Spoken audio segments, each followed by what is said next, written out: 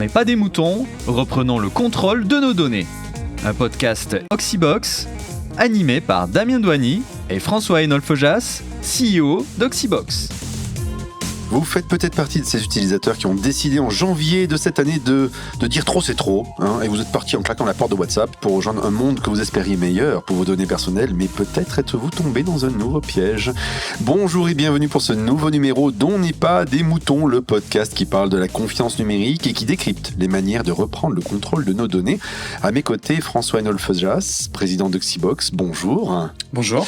Voilà, il est expert aussi technologique le reste du temps et en face de nous, Cédric Sylvestre, cofondateur de la solution de messagerie Olvid, dont le nom est apparu dans les radars justement après cette grande migration de WhatsApp. Cédric, bonjour. Bonjour à tous.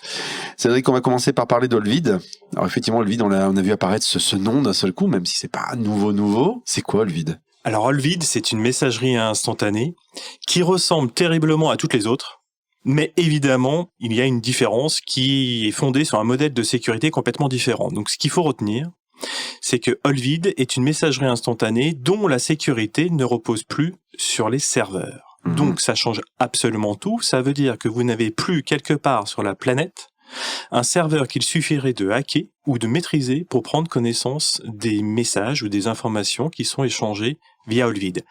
Nous avons mis en place effectivement des protocoles cryptographiques qui nous permettent de supprimer les serveurs centralisés qui mettent en relation les uns avec les autres. Alors juste pour expliquer le principe des messageries en général, que ce soit Signal, Messenger, WhatsApp, Telegram ou autre, toutes ces messageries-là, elles fonctionnent sur un système centralisé, c'est ça ? Exactement. Il y a toujours deux types de serveurs. Il y a un serveur donc de distribution qui permet simplement d'acheminer les messages d'un téléphone à un autre. Voilà, serveur de distribution, il pose pas de problème celui-ci. Tout est chiffré de bout en bout, et effectivement, un hacker qui voudrait en fait pénétrer sur ce serveur de distribution ne pourra absolument rien voir puisque les messages sont chiffrés. En revanche, il y a un deuxième serveur qui s'appelle un annuaire donc centralisé et qui permet de réunir l'intégralité des utilisateurs de la messagerie. Donc, si je prends l'exemple de WhatsApp, vous avez sur le sol américain un serveur qui rassemble l'intégralité des numéros de téléphone des plus de 2 milliards donc d'utilisateurs de WhatsApp. Ce serveur, il fait deux choses. Il vous attribue des identités numériques, des clés publiques, et il permet facilement de rentrer les uns avec les autres en communication. Donc je vous donne un exemple. Quand vous utilisez WhatsApp, vous demandez la permission à un serveur sur le sol américain. Bonjour, je voudrais communiquer avec tel numéro de téléphone 0607. Voilà. Que fait le serveur ? Pas de souci. Voici en fait la clé publique. Il ne vérifie en rien l'identité du porteur du numéro de téléphone. Il n'y a rien de plus facile que d'usurper un numéro de téléphone.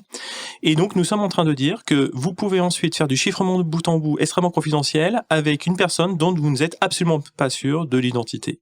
Donc, vous voyez bien que ce type de modèle de sécurité basé sur un annuaire des utilisateurs donc centralisé pose un problème majeur puisque vous n'avez aucune garantie de l'identité des personnes avec lesquelles vous êtes en train donc de communiquer. Et le deuxième problème, c'est qu'on a une conviction très forte chez Olvid, c'est qu'on pense que tout serveur a vocation à se faire hacker. Et donc ça veut dire que une personne malveillante, par exemple, qui travaillerait en tant qu'administrateur sur ce serveur, peut faire ce qu'elle veut. Elle peut faire quoi ? Elle peut pousser les mauvais clés de chiffrement, elle peut chiffrer, déchiffrer, exploiter les données personnelles, c'est exactement ce que fait WhatsApp, puisque la planète entière vient de se rendre compte que WhatsApp appartenait en fait donc à Facebook lorsqu'ils ont décidé. Une grosse découverte d'un seul coup soudaine.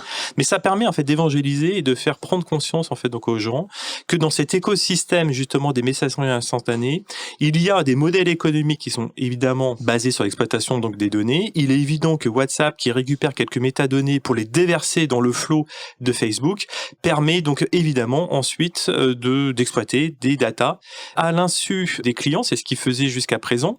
Maintenant, moi, c'est officiel. Tu évoquais les serveurs de WhatsApp, mais il y a bien des serveurs également chez Olvid. Il y a tout à fait en fait un serveur, donc souvenez-vous ce que je vous ai dit, il y a un serveur de distribution, un annuaire des utilisateurs. L'annuaire des utilisateurs, on l'a supprimé.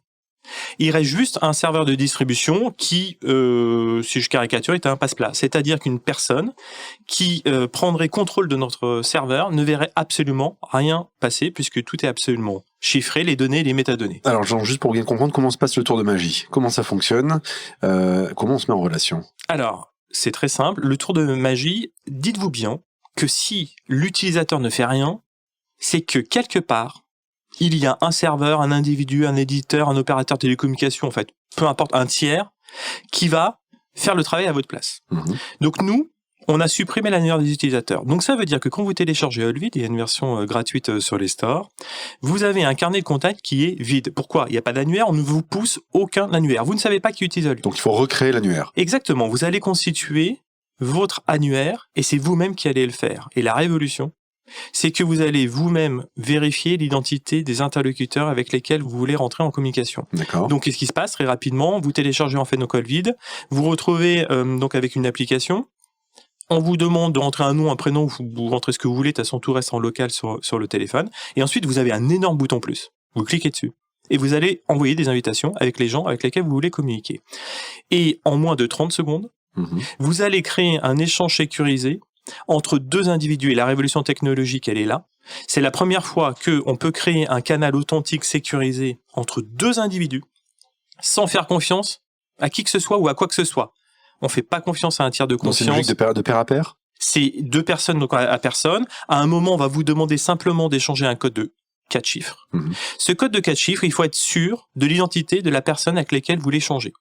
Donc il faut être soit en présentiel, soit vous êtes en conférence téléphonique, vous connaissez en fait la personne en face, vous échangez en fait ce code de 4 chiffres, et on arrive à prouver qu'il y a un risque sur 100 millions, et un seul, qu'un attaquant pourrait en fait s'immiscer dans l'échange en fait justement de ces codes qui permettent d'échanger des protocoles cryptographiques entre les deux personnes. Ça c'est très important à retenir, vous n'avez plus besoin de faire confiance ni à Allvid, l'éditeur, on est vraiment dans une logique de zéro trust, ni à l'opérateur de télécommunication, ni à un serveur quelque part sur la planète. Et c'est pour ça, si vous voulez retenir quelque chose, le fait de ne pas avoir d'annuaire centralisé nous permet d'avoir un cercle vertueux. On a la seule messagerie à ne demander aucune donnée personnelle pour fonctionner. Certes, sauf l'adresse en fait IP, mais on la stocke pas, on la gère pas, on ne l'héberge pas. Mais il n'y a pas de données personnelles parce qu'il n'y a pas d'annuaire. Il n'y a pas de fuite de données parce qu'il n'y a pas d'annuaire en fait donc centralisé, il n'y a pas en fait de données en fait qui pourraient essayer de repérer qui est en train de converser donc sur Allvid. Et donc on arrive à dire que Allvid, il n'y a pas d'exploitation de données personnelles, il y a une confidentialité absolue, il n'y a pas d'usurpation donc d'identité parce qu'encore une fois on ne demande aucune donnée personnelle pour fonctionner. Alors, pour bien comprendre, la promesse est magnifique. La promesse c'est effectivement d'être sans aucun intermédiaire, sans aucune personne qui ait la capacité d'exploiter les données qu'on envoie. Mais d'une certaine manière, en tant qu'utilisateur, c'est la même promesse que fait WhatsApp, c'est la même promesse que fait Signal. Pourquoi est-ce que moi, utilisateur, qui n'y comprend rien à ces histoires de chiffrement, d'ailleurs parfois je dis crypté à la place de chiffré, pourquoi est-ce que je dois y croire quand Allvid me fait cette promesse ? Qu'est-ce que j'ai comme garantie, en fin de compte ? Alors vous savez, et vous avez tout à fait raison, il faut sortir du discours commercial et marketing. Nous, de manière très provocante, la baseline d'Allvid, c'est la messagerie la plus sûre du monde. Mais à la différence du marketing et à toutes les autres, c'est qu'on le prouve mathématiquement. C'est-à-dire qu'une personne qui va observer ce qui se passe sur notre serveur ne verra passer que du bruit, puisque les données et les métadonnées sont chiffrées. Premier élément, on arrive à le prouver mathématiquement, et vous avez notamment le président de l'Association internationale des cryptologues, qui s'appelle Michel Abdallah, qui est en fait donc un chercheur internationalement reconnu à l'ENS, qui a commis un article et qui apporte la preuve mathématique de ce que nous avançons. Deuxième élément, nous sommes aujourd'hui la seule messagerie instantanée certifiée par l'ANSSI, l'Agence nationale de la sécurité des systèmes d'information. Ça veut dire quoi ? Ça veut dire que nous avons donné notre code, et pendant 6 mois... Ils l'ont audité. Pendant 6 mois, ils ont essayé en fait justement de pénétrer le cœur du système d'Allvid. Et le troisième élément, puisqu'on aime beaucoup en fait la transparence sur le sujet, nous avons mis en place un bug bounty avec YesUhack, et il y a 15 000 hackers qui essayent de hacker depuis 1 an Allvid, et ils n'arrivent pas en fait donc à trouver, puisqu'encore une fois, la manière d'agencer les protocoles cryptographiques que nous avons mis en place fait que les attaquants n'ont pas de porte en fait donc possible d'entrée sur le système d'Allvid. Alors on évoque la sécurité, on a évoqué le fait que vous aviez au moins un serveur. Est-ce que Allvid est souverain ? Alors, question de la souveraineté. La souveraineté... On va peut-être définir la souveraineté d'ailleurs, parce que c'est un nom qui est un peu... alors, la souveraineté, très souvent, vous accolez notre adjectif à souveraineté en fait, donc, nationale. Donc nous, en fait, on a une conviction là aussi assez forte chez Allvid. Peu importe finalement la nationalité donc, de l'éditeur ou la nationalité des fondateurs, j'ai l'habitude de dire qu'une technologie, elle est apatride. C'est-à-dire que la technologie prend le dessus sur la nationalité de la personne morale de la société qui porte la solution ou sur la nationalité des fondateurs. Je veux dire quoi par là ? Quand on commence à parler de souveraineté, il y a une connotation extrêmement nationale où les gens effectivement se retrouvent dans une dialectique où ils veulent contrer grosso modo les GAFA ou les éditeurs donc américains. Nous on pense que la souveraineté, la vraie souveraineté, c'est la souveraineté des données aux personnes qui ont produit ces données ou qui sont propriétaires des données. Ça veut dire quoi ? Ça veut dire qu'avec Olvid, on veut restituer et garder la propriété des données à ceux qui les ont produites. C'est-à-dire soit une entreprise, soit un particulier, parce qu'encore une fois, en aucun cas, il a échangé des données avec Olvid. Donc ça veut dire que le cercle vertueux, la souveraineté des données, c'est-à-dire la propriété donc des données, appartiennent à ceux qui utilisent la solution. Donc tu n'opposes pas souveraineté française, souveraineté européenne. Là, on parle de souveraineté individuelle, des individus. Souveraineté, en fait, c'est reprendre la possession et la maîtrise de ses propres données, que l'on soit effectivement une personne morale ou un particulier. Mais ça sous-tend que la technologie soit capable ou soit conçue pour cela. Tout à fait. Et donc, c'est pour ça qu'on revient toujours à la techno, on revient toujours à la cryptographie ou à l'approche mathématique des modèles donc de sécurité. Et effectivement, en fait, donc aujourd'hui, quand vous regardez le paysage des moyens en fait de communication, vous êtes toujours obligé à faire confiance donc à un tiers, soit un serveur, soit en fait donc à l'éditeur donc de la solution. Et c'est pour ça que nous avons conçu Olvid. Alors, effectivement, mais faire confiance à un tiers, faire confiance à l'éditeur de la solution. J'ai eu le plaisir de rencontrer tes cofondateurs. Je comprends pas tout. Ce sont des docteurs en cryptographie, ils sont brillants, mais c'est compliqué pour moi, et c'est compliqué, je pense, pour la plupart des utilisateurs, d'avoir la garantie. Donc, tu l'évoquais tout à l'heure, on a besoin de pouvoir faire confiance à cet éditeur. Faire confiance à cet éditeur, ça nécessite de comprendre ce qu'il fait, c'est technique, c'est compliqué, et on peut se reposer sur une preuve mathématique d'un professeur, ça c'est encore plus compliqué. On peut éventuellement se reposer sur l'ANSSI, mais l'ANSSI, pour la peine, ça nécessite qu'on fasse confiance, d'une certaine manière, à l'État français, parce que l'ANSSI est une émanation de l'État français. Comment est-ce qu'on réconcilie ce code apatride, mais certifié, audité par une entité étatique et bien, pour écoutez, la confiance. Donc c'est très simple parce que donc effectivement là tu es en train de me dire en fait donc François on a en fait délégué à des tiers la nécessité de faire confiance en fait donc avec Olvid, soit institutionnel en fait donc comme l'ANSSI, soit à des pairs cryptographes comme Michel Abdallah, soit des hackers en fait donc du monde entier. Je trouve quand même que le triptyque est déjà en fait quand on s'intéresse à la cybersécurité, en tout cas le cumul de l'ensemble en fait donc justement de ces preuves ou de ces attaquants qui essayent en fait de prendre connaissance de Olvid est déjà en fait donc une première. Mais on ira sur un 4e niveau qui un jour en fait donc on mettra en open source en fait donc le code qui est une manière en fait justement de prouver à la communauté qu'il n'y a pas de backdoor en fait donc dans Olvid, qui peut effectivement faire confiance, et ça sera en fait une prochaine étape qui sera franchie en fait sur l'année 2021 pour Olvid. Ça c'est prévu pour 2021. D'accord. Non, sur GitHub on aura le code d'Olvid. Nous avons indiqué en 2021 sur les réseaux que le code sera en fait donc en open source. Nous n'avons pas encore précisé la date. On fait les choses bien. Il s'agit pas d'envoyer comme ça en fait le code et puis les gens en fait se débrouillent. Quand vous mettez en open source, il y a aussi des retours de la part de la communauté qu'il faut savoir traiter, donc il faut avoir de la bande passante, et donc nous sommes en train d'organiser cela. Alors je reviens sur le point de François concernant les serveurs et la nationalité de cela. On l'a vu avec le psychodrame, je pense qu'on peut dire ça, du Health Data Hub français, le fait que les données de santé françaises seraient allées ou iraient sur des serveurs Microsoft. On a vu récemment plusieurs entités françaises, notamment la Caisse d'assurance maladie, si je dis pas de bêtises, qui disait non, finalement c'est pas une bonne idée de faire ça.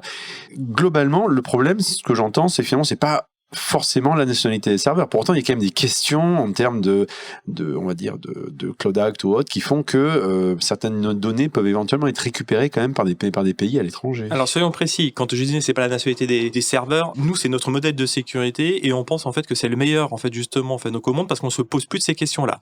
Mais en attendant, pour toutes les personnes qui utilisent en fait des solutions, par exemple d'éditeurs donc américains, eh bien, il faut faire confiance à Microsoft 365. Il faut pas se leurrer, tout le monde y est passé dessus, tout le monde, ou alors sur Google Suite. Et donc nous, ce que l'on dit, faites attention. Ça veut dire quoi ? Quand vous êtes soumis au Cloud Act, c'est-à-dire que la NSA ou le gouvernement peut tout à fait prendre connaissance, donc sans forcément demander l'autorisation, d'avoir accès aux serveurs, et ils le font. Et c'est comme ça que vous vous retrouvez en fait donc dans une guerre économique en fait qui est totale, puisque vous avez d'une part des éditeurs qui sont soumis à des législations étrangères, notamment en fait le Cloud Act, et ils n'ont pas le choix, ils sont obligés en fait de donner accès en fait donc aux serveurs. Donc ça veut dire que le gouvernement, la NSA, c'est exactement toute la propriété intellectuelle, les savoir-faire, toutes les stratégies en fusion-acquisition, des cabinets d'avocats, et c'est comme ça en fait qu'ils arrivent en fait donc à dominer le monde. Et là je parle des États-Unis, mais sachez en fait que les principaux attaquants ce sont en fait donc les États.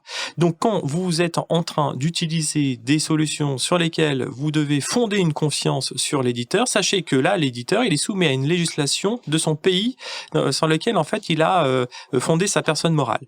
Donc c'est pour ça, encore une fois, que nous on se positionne sur une manière de s'émanciper totalement de la nationalité de l'éditeur. Encore une fois, il se trouve qu'aujourd'hui, sur la partie grand public, les serveurs, nous avons pris AWS. Pourquoi ? Donc Parce Amazon. que Amazon. Pourquoi ? Parce qu'en termes de scalabilité, il n'y a rien de mieux. Ça se fait quasiment en fait automatiquement. On peut passer de 150 000 utilisateurs à 1 milliard, il n'y aura pas de souci en fait donc particulier. Mais en revanche, ce que l'on dit, c'est que donc si jamais ils veulent en fait prendre connaissance de ce qu'il y a en fait sur les serveurs, ils ne trouveront en tout cas rien. Parce que la technologie fait que. Tout à fait. La technologie fait que on arrive à prouver encore une fois que la sécurité ne repose pas sur les serveurs. En revanche, ce que l'on dit en fait aux clients, si vous voulez en fait que Olvid puisse se tourner sur des serveurs parce que vous avez un contexte particulier sur un serveur CETNU Cloud, c'est-à-dire certifié en fait par l'ANSI, c'est tout à fait possible. Nous on dit deux choses. On dit on n'impose plus justement d'annuaire centralisé ou de serveurs, on arrive à prouver que ça peut tourner en fait donc n'importe où, mais c'est aux clients, s'ils souhaitent que ça tourne chez un OVH, sur un Scaleway ou en fait donc ailleurs, c'est tout à fait en fait donc possible. Quand on est dans une culture française avec des référentiels, il s'agit pas d'arriver en fait en disant rupture technologique totale, on se fout complètement en fait donc de l'endroit en fait donc où se situe le serveur. Nous on arrive à le prouver mathématiquement, mais dans la vraie vie, vous avez en fait justement des référentiels, des secteurs d'activité qui ont quand même besoin de se conformer à certaines réglementations. Exemple, quand vous êtes une solution pour échanger des données médicales, vous devez être hébergé sur un hébergeur de données de santé. Nous, on dit que ça peut tourner n'importe où, peu importe. Il y a quand même en fait des réglementations, des référentiels en fait qui existent, et c'est pour ça que finalement on dit, écoutez, avec Olvid, ça peut tourner n'importe où. Si vous voulez que ça tourne en fait sur, parce que ça vous rassure, sur un fournisseur d'hébergement en fait cloud, c'est tout à fait possible. En parlant de réglementation, en parlant d'acteurs étatiques, vient forcément à l'esprit la problématique des potentiels backdoors. Il est très clair, compte tenu de ce que tu as expliqué, que, en tout cas du point de vue de l'ANSI, il n'y a pas de backdoor dans le vide, et en plus on a une preuve mathématique qui vient appuyer derrière le fait qu'il n'y ait pas de backdoor dans le vide. Est-ce que potentiellement d'autres acteurs, sur le segment des messageries instantanées, peuvent avoir des backdoors dans leurs applications? Il y a toujours en fait une suspicion, ça on n'arrivera pas en fait donc à le prouver. Ce qui est certain, c'est qu'il y a un positionnement en fait déjà sur le marché français qui est très fort, qui est porté par Guillaume Poupard, le directeur général en fait donc de l'ANSI, et qui dit en tant que bon cryptologue, puisque en fait c'est son profil et sa formation donc d'origine, que lorsqu'on fait en fait donc un moyen donc de communication, en aucun cas il faut mettre en fait une backdoor, même pour l'État français. Pourquoi ? Parce qu'à partir du moment où vous avez une porte ouverte, donc il y a une backdoor, elle peut être exploitée par des personnes qui se veulent bienveillantes, comme un État. Mais s'il y a une backdoor, ça peut être aussi exploité par des personnes malveillantes. Ce qu'il faut bien savoir, quand on fait de la cryptographie, et quand il y a des serveurs justement qui distribuent des clés de chiffrement, je peux vous dire que ce sont des serveurs qui sont extrêmement courtisés. Parce qu'on peut imaginer que quand il y a des serveurs avec des clés de chiffrement, on peut imaginer que les attaquants peuvent se dire il y a vraiment des éléments en fait très importants et confidentiels donc à récupérer. Donc quand on fait de la cryptographie, principe de base, pas de backdoor, sinon ça peut être exploité par n'importe qui, et notamment par des personnes malveillantes. Alors justement, la question de la crypto et du chiffrement, notamment de bout en bout, on a un ministre de l'Intérieur récemment qui, suite à une rixe qui a donné lieu à la mort d'un gamin de 14 ans, a dit « Ah bah oui, mais ils ont échangé par messagerie privée cryptée, donc le mal c'est la messagerie privée. » Bon, lui aurait peut-être dû faire gaffe à certains échanges qu'il a fait par SMS, mais... C'est pas Damien qui parle mal, le ministre a vraiment dit crypté. Oui, voilà, oui, tout à fait, non, je précise. Je fais attention, puisque François m'a repris. Oui, ça rigole pas. Non, ça rigole pas, cette émission. Le fait est que, est-ce que ici, on est face à de l'hypocrisie ou de l'incompétence notoire? Mais je vais pas juger, en fait, justement, qui est incompétent ou pas. Ce sont des problématiques qui sont, en fait, donc assez difficiles. Autrement, une récurrence, on va dire, des politiques à focaliser sur quelque chose qui est pas le bon problème. Simplement, positionnement, en fait, donc, d'Olvid. Nous, on est conforme, en fait, donc, à la loi. Nous sommes un fournisseur de moyens, en fait, cryptographiques. Si on nous demande, donc, de fournir ce que nous avons, eh bien nous le fournirons. Ce qu'il faut simplement en fait donc savoir, c'est qu'aujourd'hui les personnes malveillantes ou les terroristes, je mets les pieds dans le plat, ont plein de solutions en fait donc pour pouvoir passer en fait donc à l'acte. Il faut bien comprendre que aujourd'hui, si vous ne faites plus en fait de cryptographie, il y a plus de démocratie, il y a plus de fonctionnement en fait donc économique, tout est enclin en fait sur les serveurs et plus rien en fait donc ne fonctionne. Donc nous on a lancé en fait donc Olvid, puisque nous sommes convaincus qu'aujourd'hui, il faut préserver l'intégralité des entreprises dont les serveurs justement sont malheureusement en fait donc attaqués massivement, et on est en guerre économique.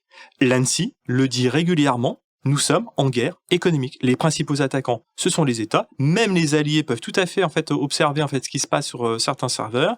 Et donc il y a absolument en fait donc besoin pour avoir des modes de relation confidentiels dans un contexte internationalisé.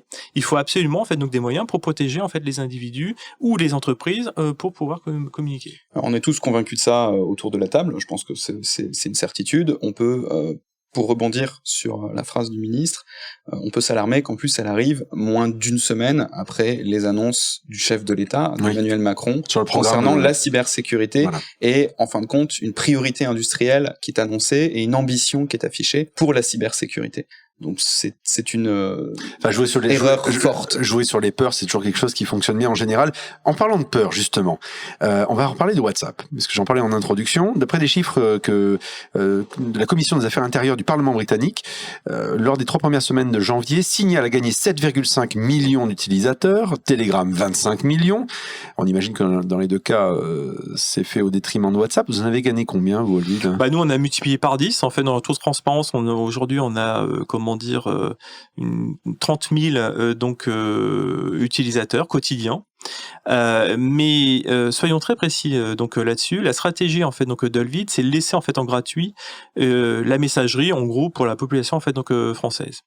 On sait que c'est gratuit parce qu'on veut vraiment en fait ressembler en fait à WhatsApp, mais notre modèle économique est basé sur la vente de fonctionnalités payantes en fait pour les entreprises. Nous, Olvid, on a vocation à préserver le patrimoine économique des entreprises. On a laissé en fait en gratuit parce qu'on c'est notre quote-part, on va dire, à fournir donc des moyens pour le peuple français. Ça leur évite d'utiliser WhatsApp, Telegram ou Signal, dont les serveurs sont soit sur le sol américain, soit sur le sol en fait donc en Russie. Mais ce que je veux dire en fait donc par là, dans la stratégie, c'est que quand vous faites une solution donc de cybersécurité, il faut absolument qu'elle soit ouverte vers l'extérieur. Je vous donne un exemple. Il y a beaucoup d'avocats qui utilisent Olvid. Ils sont avec un client. Ils veulent en fait prolonger la conversation qu'ils ont eue dans une pièce. Imaginons en fait donc aujourd'hui, il n'y a pas de micro, il n'y a pas de caméra, etc. Nous, on a fait Olvid pour pouvoir, lorsque les gens ne sont plus en présentiel, pouvoir continuer avec le même niveau de sécurité qu'une conversation à huis clos, le faire dans le monde de l'internet. Et évidemment, pour cela, il faut que ce soit en fait donc ouvert facilement. Quand vous allez demander à votre interlocuteur d'utiliser en fait donc Olvid, il faut qu'il puisse facilement télécharger une première version donc gratuite. Le client peut commencer en fait donc à échanger avec son avocat. Et évidemment, si il a la version gratuite, il pourra recevoir des appels téléphoniques chiffrés, mais il pourra pas en émettre. Mais ce que l'on tient dans notre stratégie en fait justement par rapport à Olvid, c'est d'avoir en fait donc la possibilité que tout le monde puisse en fait l'utiliser et que certains utilisent en fait les versions payantes. Un dernier élément, tous ceux qui sont passés sur Signal, ça règle vraiment pas le problème. Vous avez toujours sur le sol américain un serveur en fait centralisé, il y a quelques métadonnées qui traînent donc on sait exactement qui parle à qui en fait donc sur Signal, mais surtout vous avez toujours le même modèle avec la possibilité, puisque c'est sur le sol américain, pour un tiers de prendre connaissance à certains éléments.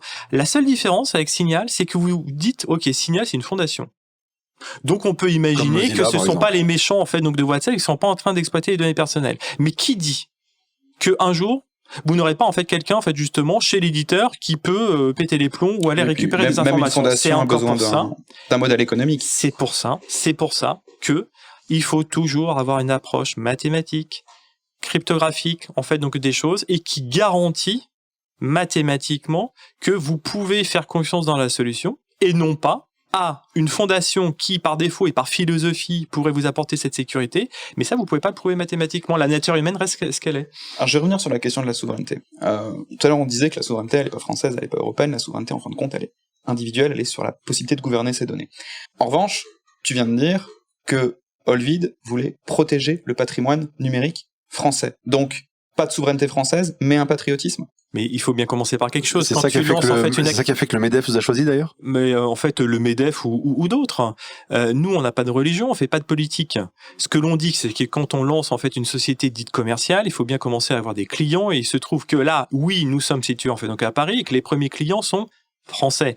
Mais nous, ce que l'on dit, c'est que Olvid a vocation à être une messagerie monde, puisque comme on est agnostique de la localisation en fait donc des serveurs, on peut fonctionner dans n'importe quel pays. Je vais vous donner un exemple. Quand on est dans des grands groupes multi-répartis dans le monde entier, se pose vraiment la question de l'utilisation en fait donc des moyens de communication. Vous avez une filiale par exemple en Asie qui va se dire ouais mais attendez là votre serveur il est bunkerisé en fait en France mais est-ce que je peux faire confiance? Vous retrouvez en fait même des guerres en fait d'emploi en fait donc de moyens dans les grands groupes. Là au moins vous posez pas la question puisqu'on est agnostique de la localisation. Mais d'ailleurs dans les grands groupes très souvent il y a un Active Directory.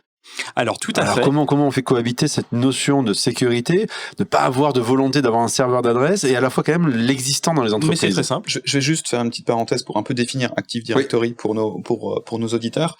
L'Active Directory, donc annuaire interne de l'entreprise, qui va avoir le contrôle des identités des employés ou des collaborateurs de l'entreprise. Exactement. Je vais pas rentrer en fait trop dans le détail, mais c'est très simple. Nous on dit pour la première fois au monde, vous n'avez pas besoin en fait donc d'annuaire centralisé, vous rentrez en fait en relation de personne à personne. C'est ça la révolution technologique, c'est ce qui nous a permis de gagner tous les prix en cybersécurité en 2020, le prix du Forum international de la cybersécurité, le FIC, le prix des assises donc à Monaco.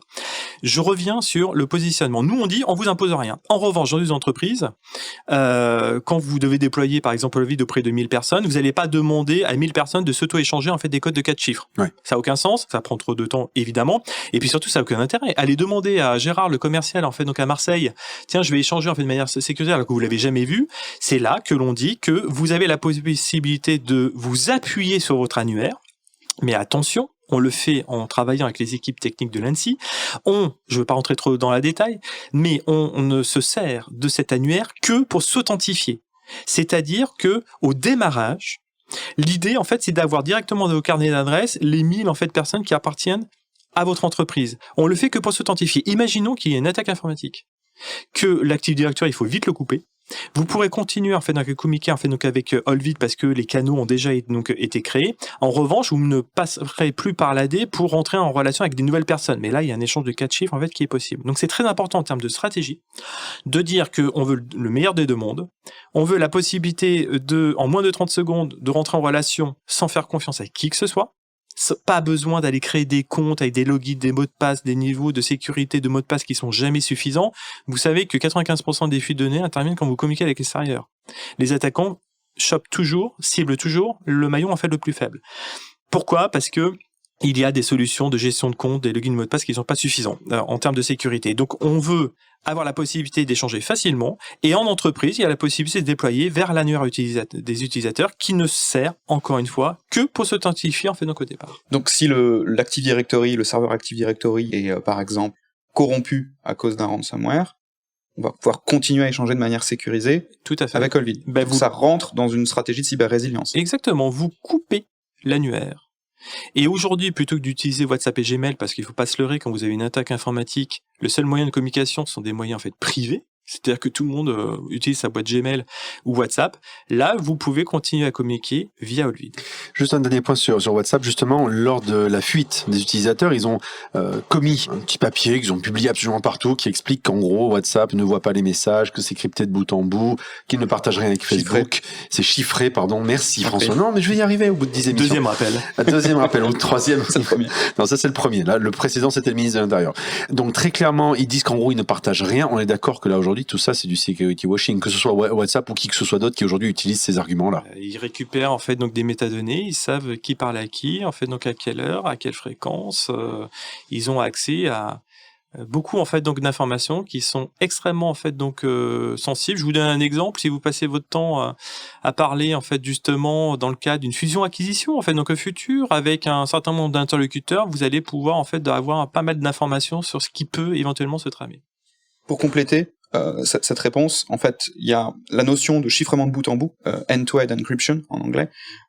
C'est un argument marketing, c'est une réalité dans ces outils, mais ça ne suffit pas. Ça ne suffit pas à assurer la confidentialité des échanges et surtout la confidentialité des interlocuteurs. À qui on parle, ça c'est la partie qui est dans l'annuaire, dans le serveur d'intermédiation, qu'on est capable de retrouver. C'est exactement ça. Vous pouvez faire du chiffrement de bout en bout, mais si vous n'avez pas aucune garantie sur l'identité de la personne à laquelle vous êtes en train de converser, ça n'a aucun intérêt. Cédric, une dernière question.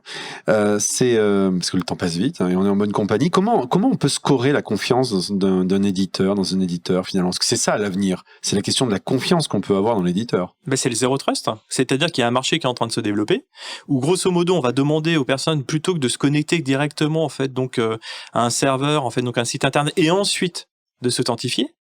C'est d'abord de s'authentifier en fait donc au début. C'est-à-dire que le premier job qu'il faut faire, c'est vérifier l'identité de la personne. Et une fois que la personne s'est identifiée, elle a le droit, en fonction justement d'un certain nombre de droits, de faire certaines choses. C'est-à-dire que tout doit être segmenté. Si vous voulez plus en fait justement que des virus s'étendent dans votre système en fait donc d'information, il faut compartimenter, segmenter et obliger à chaque fois les personnes de s'identifier. La clé de la confiance et de la souveraineté, c'est l'identification des personnes. Le premier problème dans le monde dématérialisé, c'est que vous ne savez jamais à qui vous adresser puisque vous êtes une identité dématérialisée. Ça, c'est bien connu. Il y a un dessin de New Yorker qui dit que sur Internet, on ne sait pas si on est un chien. Donc, on est un peu là-dedans. Et donc, ce que je comprends aussi, pour résumer notre conversation, qu'il y a cette dimension de privacy by design, qui est vraiment dans la conception même de l'outil. Très important. Savez-vous que 95% des fuites de données proviennent non pas de la malveillance, mais de la négligence. Vous mettez dans les mains un outil où les gens peuvent se tromper, je vous garantis que statistiquement, il y en a un qui va se planter. Et ça veut dire que vous pouvez même avoir des solutions de chiffrement de mail qu'on conseille absolument pas parce qu'il y a des métadonnées en fait en clair, je rentre pas dans le détail. Mais ce qui est clair, c'est si quelqu'un oublie d'appuyer sur le petit cadenas, hop, il envoie en fait les plans du prochain en fait donc Airbus en clair donc à un sous-traitant. Il suffit d'un seul de manière à ce que l'attaquant puisse récupérer l'information. Donc, on est privacy et sécurité par design. Il faut jamais, quand on utilise All8, que les gens puissent se tromper. Et c'est le cas. Est-ce donc du coup, un des grands enjeux de la cybersécurité, c'est l'utilisabilité? Alors exactement. C'est-à-dire qu'au bout d'un moment, quand vous avez vraiment dit, on est super sécurisé, tout le monde vous croit. Le seul élément maintenant en fait qu'il faut, c'est l'utilisabilité. C'est-à-dire, il faut avoir les bonnes émoticônes, les choses en fait qui rappellent les utilisateurs des grands publics. Vous pouvez avoir une super solution. Si elle n'est pas facile d'usage, personne l'utilise et vous n'avez pas réglé le problème. Donc, la cybersécurité et la facilité d'utilisation, c'est le nerf de la guerre. Donc, 2 questions. Dans All8, moi j'attends les petites émoticônes. Ça viendra? Très bien, c'est dans la roadmap, tout à fait. Et est-ce qu'on peut imaginer aussi une connexion visio tout à fait. Deal? Oui, on a une roadmap en fait donc qui est très étoffée que nous avons construit avec l'ensemble de l'écosystème et donc vont arriver donc le fameux lien avec l'Active Directory, la version donc desktop, les conférences en fait donc téléphoniques, donc grosso modo toutes les fonctionnalités que tout un chacun peut imaginer en fait donc voir dans All8 parce qu'il a l'habitude de le voir dans les autres types de messagerie. Parfait, très bien. Merci beaucoup Cédric Sylvestre pour ce moment passé ensemble. François, on se retrouve pour un prochain numéro. À bientôt, merci Cédric. Très bien, c'était On n'est pas des moutons. Si vous avez aimé ce podcast, soyez généreux et partagez-le, parlez-en autour de vous, mettez-nous des étoiles sur vos plateformes de podcast préférées et à très vite. Et d'ici là, ayez le réflexe de reprendre le contrôle de vos données. On n'est pas des moutons, reprenons le contrôle de nos données. Un podcast Oxybox.